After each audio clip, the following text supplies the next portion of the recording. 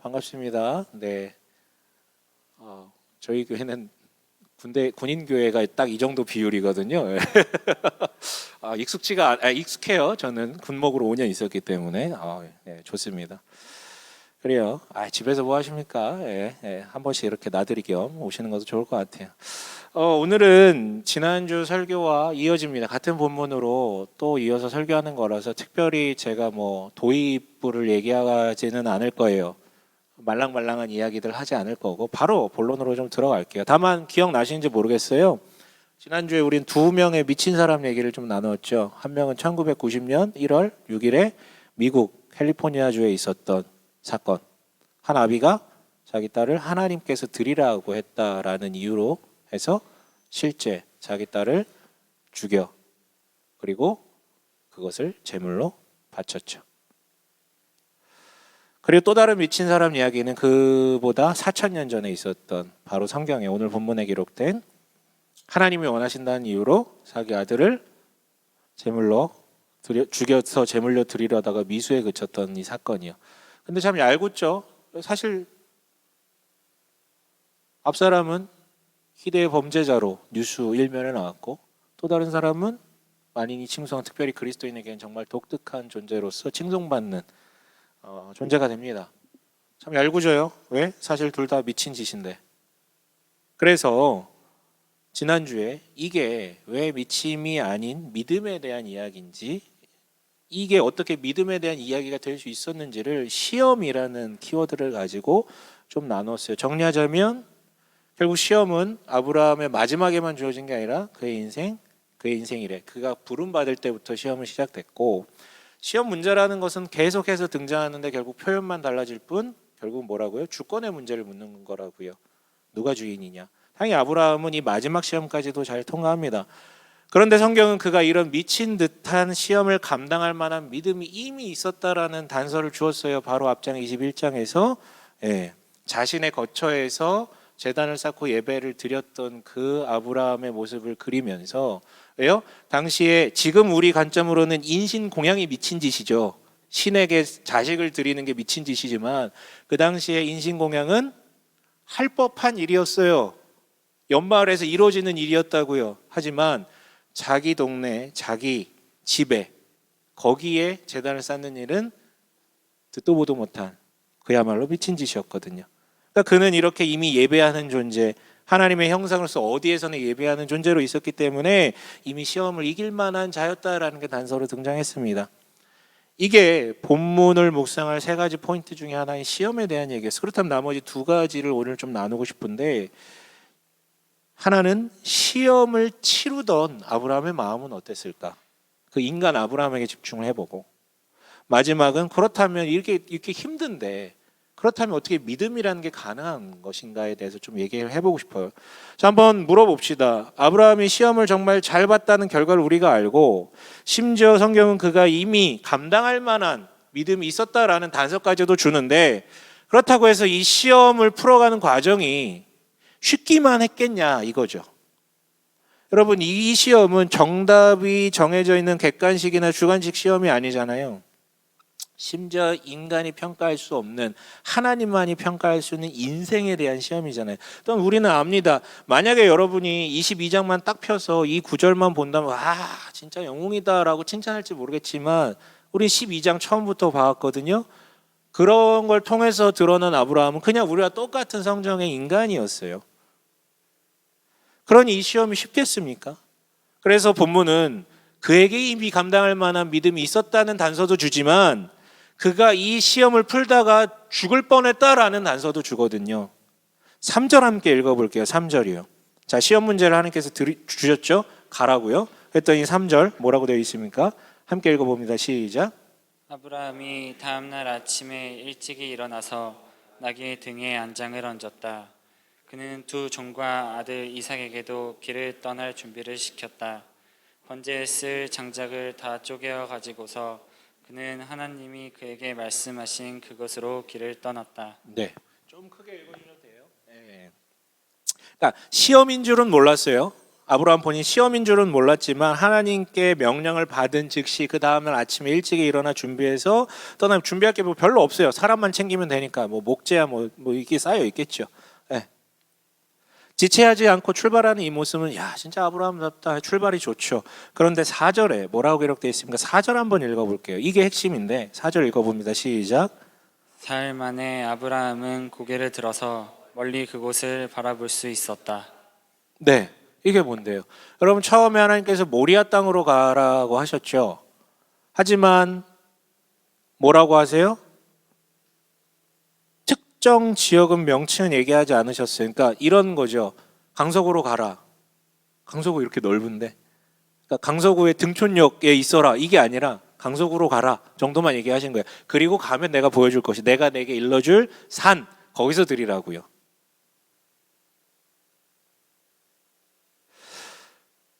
그러니까 드디어 3일 길을 거쳐 모리아 땅에 진입을 해서 걷고 있는데 하나님께서 보여주신 거예요. 그곳이 전승대로 예루살렘이 맞다면 아브라함이 거주하던 브엘세바에서 북쪽으로 80km 정도 떨어져 있는 곳이거든요.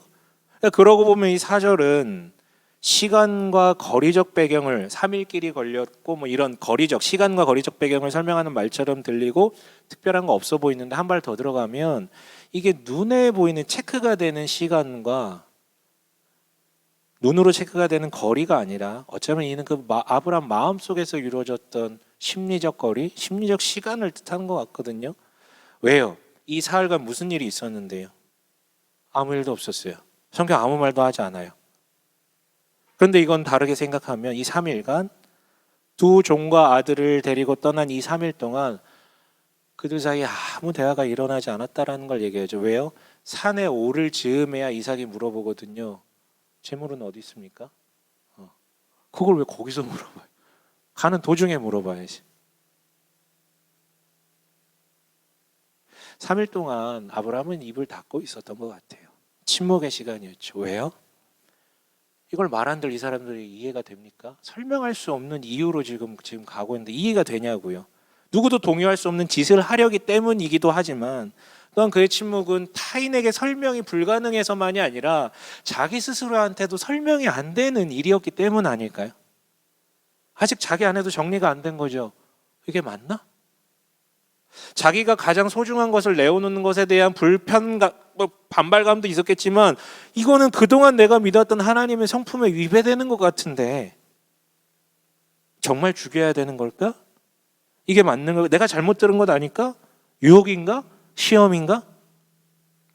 그리고 이 4절은 이 3일간의 침묵이 어떤 감정 안에서 이루어졌는지까지를 얘기를 하죠. 뭐라고요? 고개를 들어서 멀리 그곳을 바라볼 수 있었다. 반대로 보면 그 침묵의 3일 내내 고개를 숙이고 고개를 떨구고 있었던 거예요. 물론 개역개정은 4절을 좀 다르게 번역하는데요. 뭐라고 되어 있냐면 눈을 들어 그것을 멀리 바라본지라. 그러니까 고개를 든 게 아니라 눈을 들어 바라봤다라고 얘기를 해요. 사실 이 개역개정 번역이 직역에 더 가까워요. 원문에 더 가까워요. 근데 지난번에 말씀드렸죠. 눈을 들다, 눈을 들어 보다. 이거는 믿음과 연계된 성경의 의도적 표현이라고요. 말이 안 되잖아요, 여러분. 눈을 어떻게 들어요? 눈 들어봐. 이게 돼? 20번득밖에 안 되잖아요. 보려면 뭐 해야 돼요? 고개를 들어야죠. 근데 일부러 눈을 든다라는 표현을 통해서 믿음이 보는 것과 연계되는 것임을 우리한테 메시지를 줄 단 주체가 누구냐, 주어가 누구냐, 누가 보게 했느냐를 가리켜요. 하나님께서 보게 만드셨다면 그건 믿음의 행위요. 자기가 보고 싶은 것을 본다면 그것은 죄라고 설명을 하는 것이죠. 하와가 자기 눈에 좋아서 보기 좋아가지고 선악과를 따먹었던 것처럼요. 그렇다면 지금 이 시간 눈을 들어 그것을 멀리 바라본지라는 이게 지금 아브라함의 행동이 하나님께서 알려주셨다 봤다라는 것을 의미하는 것 같아요. 그래서 본 것이죠. 그래서 믿음 맞아요. 하지만 이 문장을 구성하는 단어들을 적절하게 그 어감을 반영하면 세 번역의 의미가 좀 더 다가와요. 고개를 들어서 멀리 그곳을 바라볼 수 있었다. 왜냐하면 하나님을 보게 하심 때문에 그제서야 바라볼 수 있었다라는 의미도 되지만 뉘앙스를 보면 알 수 있어요. 그는 보고 싶지 않았어요. 이미 그는 어디를 걷고 모리아 땅을 걷고 있어요.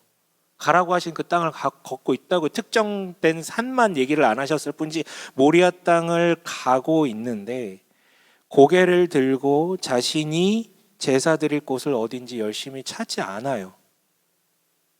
그 땅에 들어왔음에도 불구하고 좀처럼 고개를 들지 않는다. 눈을 뜨려고 하지 않는다. 입을 열지 않으려고 한다고. 하나님 도대체 어디입니까? 묻지 않는다라고요. 하나님이 특정된 장소를 자기 귀에 키놓고 집어넣을 때까지 보고 싶지 않은 거예요. 그런데 보게 하시자 끝내 고개를 들어 바라볼 수 있게 되었다라는 것이죠. 네, 여러분, 이 3일이라는 시간, 고개를 들기 전까지, 고개를 들고 나서의 시간도 마찬가지지만 3일 내내 침묵하며 고개를 떨군 이 모습이 그의 마음이자 모습이에요. 처참하죠. 여러분, 지옥 같지 않을까요? 지옥 같지 않을까요? 자기 아들 자기 손으로 드리라고 하는데. 여러분, 이 사흘은 침묵과 고개 떨굼의 시간이었어요. 보고 싶지도 않고 듣고 싶지도 않아요. 말하고 싶지도 않아요. 지옥과 같은 3일. 케르케고르라는 기독교 실존주의 철학자는 아브라함의 이 3일간을 자기가 묵상을 깊게 하면서 생각을 깊게, 이게 무슨 의미일까? 어떤 마음이었을까? 이 실존적 고뇌를 책으로 엮었고 우리나라에는 공포와 전율이라는 제목으로 소개됐어요. 적절해요. 공포와 전율. 여러분 한번 이 책 보세요. 진짜 공포와 전율이 느껴져요.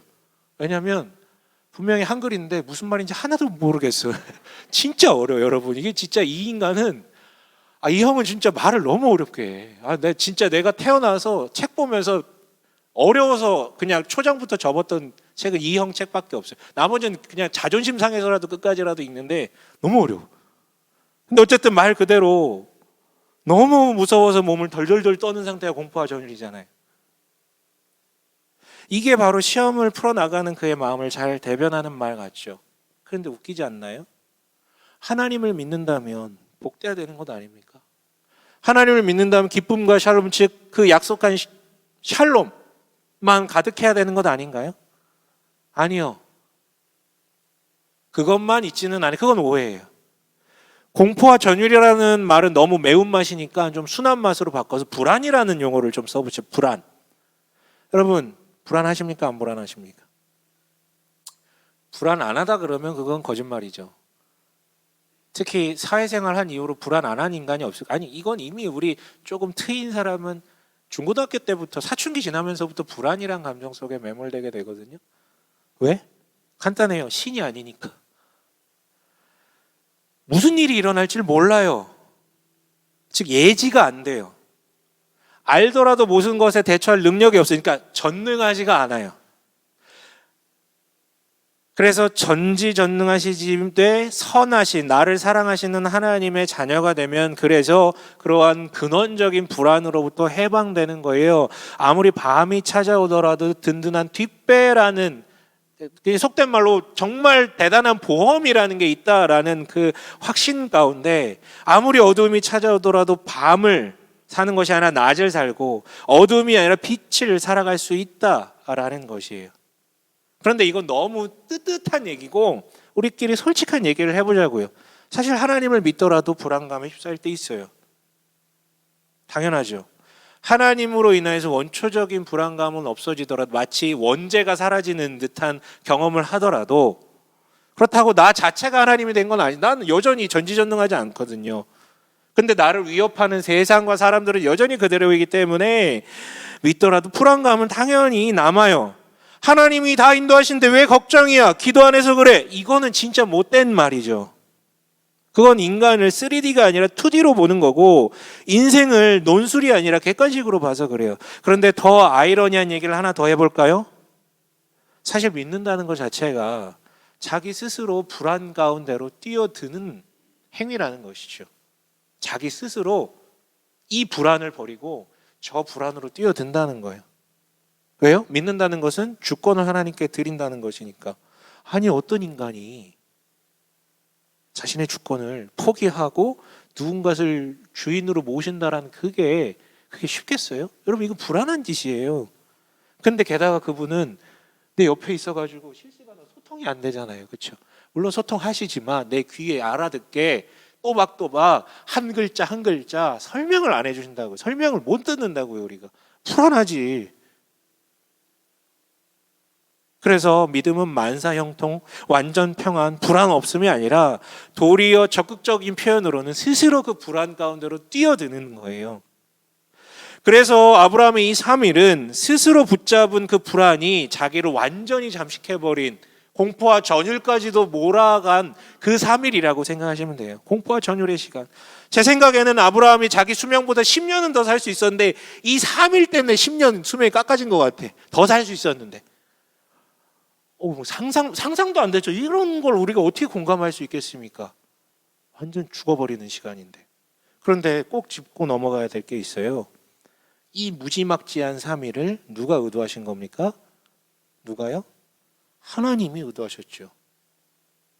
우리 앞선 21장 아까도 얘기했지만 아브라함은 자기 집에, 자기 진영에 에셀 나무를 심고 거기서 예배를 드렸다고 엄청난 고백인데, 이 말인즉슨 자기 집에 제단이, 자기 진영에 제단이, 자기 땅에 제단이 있다는 거잖아요. 거주하고 있는 땅에.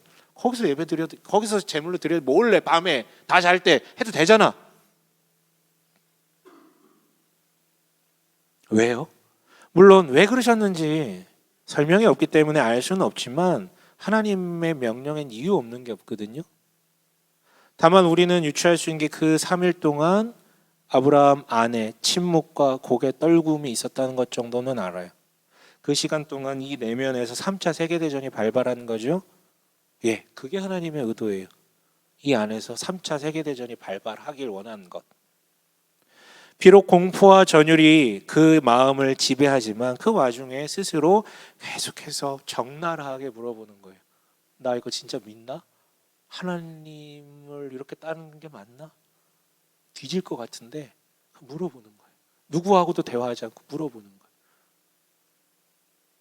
그래서 이 3일은 하나님의 의도된 시간이자 꼭 필요한 시간이었죠. 이 3일은 3일이기 때문에 고민하다가 집으로 돌아갈 수 있는 시간이었어요. 아니면 고민 끝에 결단하고 순종할 수 있는 충분한 시간이었죠. 즉 그의 결단은 즉흥적인 충동에 의한 결정이나 사람들이 하자 야 할 수 있어 그래서 한 결정이거나 아니면 두려워서 내린 결정이 아닌 그런 기계적 복종이 아니라 이 내적 세계대전 끝에 내려진 온전한 결정, 즉 믿음이었음이 증명이 되는 거예요. 이 3일이 있었기 때문에. 그런데 여러분, 믿음의 여정은 이처럼 늘 시험과 함께 한다고 지난주부터 말씀드렸어요.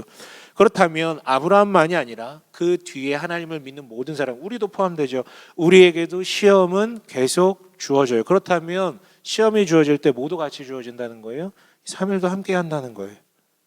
3일이 필요하다라는 거예요. 72시간을 얘기하는 게 아니죠. 기계적 복종 혹은 분위기에 휩쓸려 충동적 감정으로 이루어지는 게 아님을 확인하는 숙고하는 시간이 필요하다라는 거예요. 주어진다는 거예요. 그런데 안타까운 건 우리에게 주어진 이 3일이라는 시간, 이건 반드시 주어지는데 우린 이 시간을 좀처럼 제대로 보내지 못한다는, 그래서 넘어지는 거죠. 왜요? 앞서 말했듯 믿으면 늘 평안해야 되는 것 아닌가라는 오해 때문에. 그래서 이건 하나님이 내가 내 마음이 이렇게 불편한데 이게 맞을까? 하나님 나 복되길 원하시는데 이게 맞을까? 라는 오해 때문에 고통을 회피하려다 보니 고개를 떨구지 않아요. 고개를 떨구지 않습니다. 또 침묵을 지키지 못해요. 도리어 그 3일 동안 사람들이 뭐라고 하는지, 세상이 뭐라고 하는지 들으려고 해요. 제가 지금 경청 얘기하는 게 아니죠.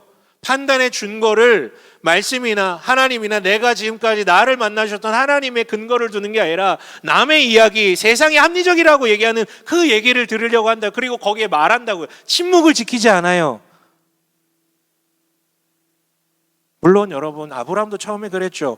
처음 가나안 땅에 도착한 다음에 어떻게 합니까? 또 다른 시험을 맞이했어요. 자기가 원래 살던 땅에서 한 번도 경험해보지 못한 가뭄을 마주하니까 정신을 못 차리는 거예요. 그래서 결국 어떻게 합니까? 야, 아들은 고사하고 내가 먼저 죽겠다 싶어서 3일을 견디지 못하고, 여기서 말하는 3일은 72시간 아니죠. 3일을 견디지 못하고 하나님이 말씀하실 것을 기다리지 않고 방향을 바꾸어서 이집트로 쭉 내려가 버립니다. 왜냐하면 그가 익숙했던 모든 고대 근동의 모든 종교들에는 이런 3일이라는 시간이 없었거든요. 문제가 생기면 바로 뭔가를 하면 돼요. 뭔가를 하면 바로 신이 대가를 주고, 만약에 그 대가가 내가 한 게 별로인 것 같으면 마지막에 뭐까지 드리면 돼요? 내 자식까지도 드리면 되거든. 그럼 그거 이뤄주거든, 그 땅의 신은. 그런데 우리 하나님은 그러지 말라 그랬는데 말씀도 없어. 그래서 이집트로 내려가 버려요. 그러나 오늘의 아브라함은 다르다라는 것이죠. 그 침묵과 고개 떨굼의 3일을 오롯이 감당해요. 그래서 여러분, 우리는 아주 중요한, 너무 중요한 22장 너무 중요한 메시지를 하나 읽어낼 수가 있는데, 뭐냐면 아브라함은 자기에게 가장 소중했던 이삭, 즉 자기의 전부였던 이삭을 드리러 가는 과정에 이미 이 3일간, 이삭을 드리기 전에 이미 이 3일간 자기 자신을 드려버렸다라는 거예요. 즉 이 3일은 이삭이 아니라 자기 자신을 드리는 시간이었다라는 것이죠. 이삭을 죽이려고 하기 전에 자기가 먼저 죽었고, 이삭을 드리기 전에 자기를 먼저 드렸어요. 이순신 장군의 그 유명한 말이 생각나죠. 사실 이순신 장군이 원전은 아닌데 뭐요? 필사즉생, 필생즉사. 죽고자 하면 살 것이요, 살고자 하면 죽을 것이다. 이게 말이 방구예요. 그래서 다들 도망가잖아요. 명량 그 영화 보면 다 도망가잖아. 그런데 신앙은 이게 맞다는 것이죠. 그렇게 아브라함이 자신을 먼저 드린 후에 이삭을 드리려 했고, 이에 하나님께 그 믿음을 인정받습니다. 어쩌면 그래서 그 인정의 순간, 그렇잖아요. 자기도 드리고 자기가 전부라고 생각하는 것도 드리고 게임 끝. 그래서 그 하나님께서 그 믿음을 인정해 주시는 순간 이미 더 이상 그 사람은 인간으로 불려서는 안 되는 존재가 돼버렸어요. 호모 사피엔스가 아니라 굳이 장명을 하자면 호모 피데스가 된 거죠. 믿음으로 존재하는 인간. 즉 타락해버린 세상에 존재하는 하나님의 유일한 형상, 신인류의 시조가 돼버린 거. 이거를 우리가 흔히 뭐라고 해요? 믿음의 조상이 됐다라고 하는 거잖아요. 자, 이게 두 번째 포인트였어요. 세 번째 포인트로 넘어갈게요. 세 번째 포인트의 질문이 뭐였습니까? 그렇다면 이런 믿음이 도대체 어떻게 가능하단 말입니까?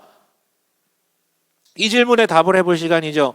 하나님께서는 이렇게 이삭을 드리려던 아브라함의 손을 막으시고 그의 믿음에 대해서 인정하시고, 그러자 아브라함이 눈을 드니 보니 저기 수풀에 뿔이 걸린 그 순양을 바라보게 되고, 그것을 이제 제물로 드립니다. 이삭 대신에 제물로 드리죠. 이어서 14절에서 뭐라고 합니까? 14절 함께 읽어볼게요. 함께 읽습니다. 시작. 이런 일이 있었으므로 아브라함이 그곳 이름을 여호와 이레라고 하였다. 오늘날까지도 사람들은 주님의 산에서 준비될 것이다는 말을 한다. 네, 오늘날까지도 그 뒤에 부분은 그냥 뒤에 사람들이 이렇게 얘기했다는 얘기고, 여호와, 이 모든 결과에 아브라함은 여호와 이레라고 고백했고, 이 뜻은 주님께서 준비하신다라는 뜻이에요. 주님께서 준비하심, 이렇게 고백을 했어요. 하나님께서 재물을 준비해 주셨다. 요 정도 가벼운 단순한 고백이었을까요? 아니요. 믿음의 신인류가 탄생한 순간인데, 다른 말로 믿음의 의미가 최종적으로 아브라함을 통해서 정리된 순간인데, 고작 재물이 준비해 주셨다, 그 정도 의미는 아니겠죠. 이건 그 재물을 넘어서, 이건 이번 시험, 이번 사건을 넘어서 지금까지 자신의 믿음의 여정, 아니 자기의 인생의 모든 여정을 하나님께서 준비하셨기 때문에 내가 오늘 이와 같은 결과를 맛보았다라는 고백이에요. 하나님은 시험관의 역할만 한 게 아니라 부모의 역할, 선생님의 역할, 친구의 역할도 병행하면서 그가 그런 수준에 도달할 수 있는, 그가 온전한 믿음을 취할 수 있는 정도까지 끌고 가셨다라는, 계속해서 가르치고 채워주셨다라는 거예요. 그래서 에반 올마이티라는 영화의 명대사 있잖아요. 하나님은 믿음이 필요하면 믿음을 주시는 게 아니라 믿을 수 있는 기회를 주신다고요. 그것을 성경은, 그것의 일환 중에 하나가 성경은 시험이라고 얘기하고, 믿을 수 있는 기회를 주시기 위해서 시험도 주신다고요. 이러한 여정의 반복이 있었기 때문에 이 마지막 결과물이 도출되었죠. 하나님이 준비하셔서 완성시키셨다라는 고백이 여호와 이레요. 이를 고백하는 게 여호와 이레라고요. 그리고 신약은 이것을 풀어서 이렇게 설명합니다. 에베소서 2장 8절이요. 유명한 구절이죠. 함께 읽어볼까요? 뒤에 나올 텐데. 함께 읽습니다. 시작. 여러분은 믿음을 통하여 은혜로 구원을 얻었습니다. 이것은 여러분에게서 난 것이 아니요 하나님의 선물입니다. 네, 이것은 여러분에게서 난 게 아니요 하나님 선물이라 믿었으니 은혜로 말 까먹었네. 아씨.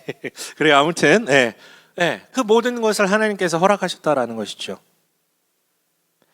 부르시지만 시험하시고 시험하시지만 준비하시고 준비하시지만 완성시키는. 여러분 어떻게 믿음이 가능하냐고요? 하나님께서 준비하시니까요. 어떻게 우리도 그런 믿음이 가능한 거예요? 하나님께서 우리도 그렇게 준비해 주시니까요. 그런데요, 여러분, 안타까운 것은 그 이후에요. 아브라함이 이렇게 정점을 찍어 놓고 그 이후에 하나님께서는 물론 뭐 요셉까지는 좀 특별한 이렇게 뭐 족장들이고 그 이후에는 하나님께서 개개인에게 직접적으로 임재하는 특별함보다는 율법, 문화 이런 것들을 통해서 공동체적으로 서로 돌보면 하나님의 형상은 원래 그런 거죠. 서로 돌보면서 이 믿음이 전수되어 가기를 원했거든요. 아브라함 부르실 때부터 그 얘기 하셨어요. 너의 후손 민족을 통해서 제사장 나라. 그런데 이게 잘 됩니까? 안 됩니까? 안 되잖아요. 그런데 하나님이 어떤 분이시라고 오늘 고백에 의하면 여호와 이레라고. 여호와 이레. 이 말은 하나님께서 개개인의 믿음을 준비해 주신다는 그런 뜻이기도 하지만 더 커요. 차원을 넘어요. 광대한 개념이에요. 뭐냐면 전 우주적인 믿음을 준비해 주세요. 그게 바로 여러분 예수님의 정체 아닌가요? 이삭을 대신해서 아브라함의 전부였던 이삭을 대신해서 제물로 드려진 수장처럼 예수님은 인간들을 위해 대신 하나님께 드려지는 제물이 되어주세요.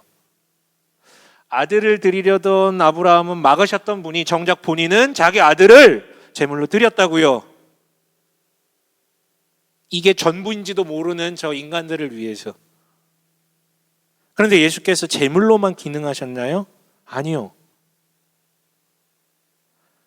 아브라함은 이삭을 드리기 전에, 이삭을 대신한 수량을 드리기 전에 뭘 먼저 드렸다고요? 자기 자신을. 죽음의 3일 동안 자기 자신을 먼저 드렸다고요.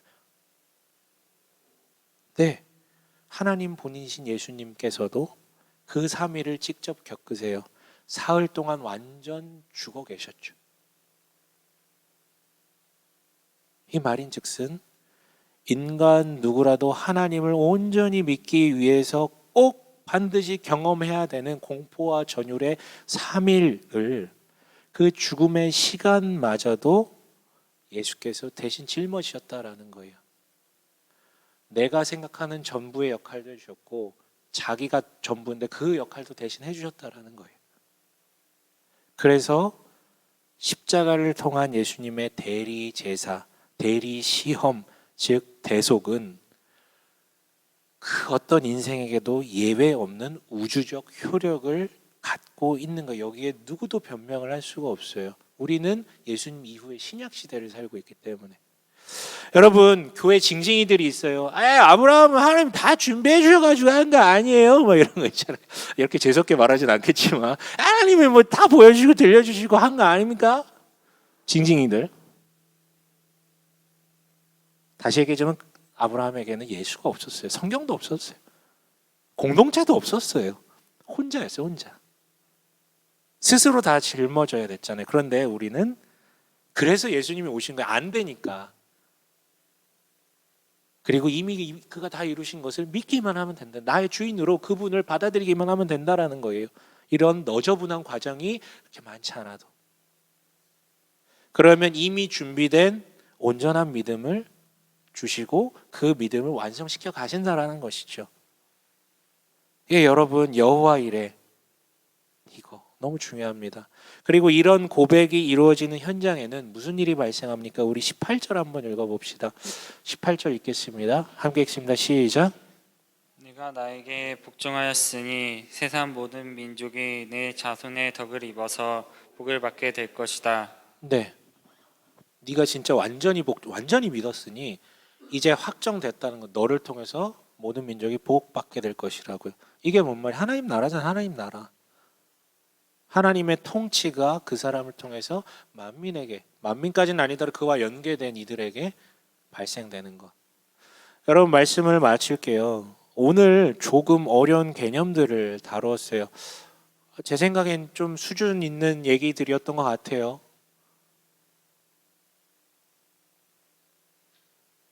왜냐하면 우선 믿음은 뭔가 보여지기 전에 이 내면의 이야기고 시각의 이야기이기 때문에. 다만 여러분, 믿음은 절대 여기서 그치지 않습니다. 12절에 하나님께서 이상한 얘기 하나 하시거든요. 12절 함께 읽어봅니다. 시작. 천사가 말하였다. 그 아이에게 손을 대지 말아라.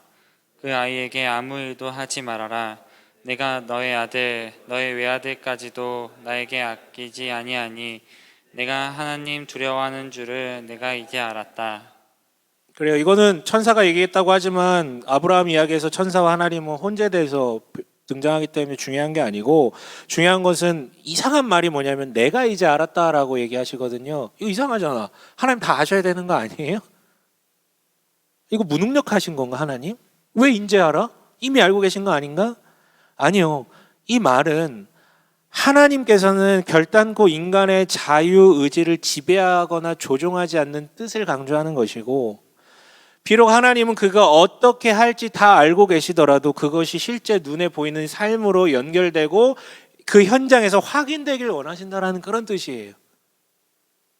예, 여러분, 믿음은 마음속에서만 끝나는 것이 아니라 바로 지금 여기에서 실천되어야만 그게 믿음의 완성이라는 것이죠. 개념이 아니에요. 개념은 이미 이 안에서 끝나야 되는 거고, 그것이 그 자리에 이루어져야, 손과 발로 해야, 말로 해야 그게 믿음이라는 것이에요. 바로 거기에서 예배를 드렸던 것처럼. 여러분, 그렇다면 우리는 뭘 해야 합니까? 도대체 우리는 뭘 해야 됩니까? 본문을 따르면 가장 소중한 것을 드리는 거겠죠? 근데 뭐 제가 오늘 가서 집으로 돌아가서 어머니를 아버지를 제물로 드리십시오. 별로 안 사랑하시나? 자녀가 있는 자녀를 제물로 드리십시오. 집문서 팔아가지고 다 드리십시오.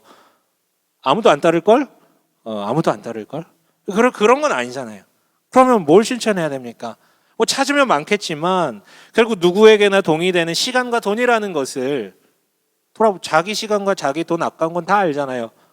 누가 설명해 주지 않아도. 여러분, 당신의 시간을 예배하는데, 그리고 당신의 시간을 세상이 복받게 하는데 드릴 수 없다면, 또한 당신의 돈을 자기 자신만을 위해서 사용한다면 안타까울 것 같아요. 지금 헌금 얘기 하는 게 아닌 거 알고 계시죠? 자기만을 위해서 쓰지 않는 것을 얘기하는 거예요. 여러분, 이건 우리가 한번 고민해 보셨으면 좋겠어요. 단 여기서 한 가지 짚고 넘어가야 될 것은, 본문의 아브라함의 행동은 계획을 하고 드린 것이 아니라 어느 날 갑자기 우연히 나한테 주어진 상황 앞에 반응하는 것을 말을 해요. 그럼에도 예배하고 그럼에도 드릴 수 있냐는 그 얘기를 하고 있는 거죠. 사실 이게 본 게임이죠. 사람이 평소엔 잘 몰라요. 그렇죠? 평소에 잘 몰라. 근데 당황스러운 급작스러운 상황이 찾아왔을 때 인성 드러나잖아요. 인성 문제 있는지. 그때 드러나잖아요. 사실 우리한테는 이미 찾아왔어요. 이 시험이. 지난주에도 언급했지만 코로나라는 게 우리에게 이미 찾아왔어요. 어느 날 갑자기 원하지 않았는데 찾아왔고 어마어마한 변화들을 우리한테 주고 있습니다. 직업에 따라서 그 변화를 더 크게 느끼시는 분이 있고 덜 느끼시는 분이 있을 뿐이지. 이 코로나 상황 속에서 하나님은 물으십니다. 너는 여전히 하나님의 형상, 즉 예배하는 존재로 남겠느냐? 이 자리든 집이든 어디에서든. 조금 더 넓은 의미의 예배라면 뭐 직장에서든 자기 일을 하는 그 자리에서든 예배하는 존재로 남겠느냐? 아니면 어차피 안 되니까 핑계거리를 찾고 그냥 자기를 예배하는 시간에 투자하겠느냐? 안 할 이유를 찾겠느냐 이거죠. 또한 그래도 너는 물질을 나누겠느냐? 아니면 어찌 될 수 없는 미래 앞에 나도 힘든데 내가 불우이웃이야 누굴 도와 하면서 움켜쥐겠느냐? 하나 덧붙이자면 너는 그래도 하나님의 형상으로 남겠느냐? 즉 서로 연합해서 함께하는 존재로 남겠느냐? 코로나라는 단절 앞에서도 어쨌든 함께하는 그 하나님의 형상으로 남겠느냐? 아니면 그저 호모 사피엔스 지적 생명체로 남겠느냐?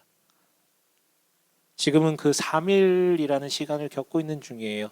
언제 끝날지 모르겠는데 그 시간을 겪고 있는 중이에요. 여러분, 이 시간 동안 내가 믿는 것은 무엇이지? 하나님은 어떤 분이시지? 예배는 뭐지? 교회는 뭐지? 라는 뼈아픈 질문과 답을 지나고 난 뒤에 당신의 믿음이 훨씬 단단해지길 하나님의 이름으로 간절히 축원합니다.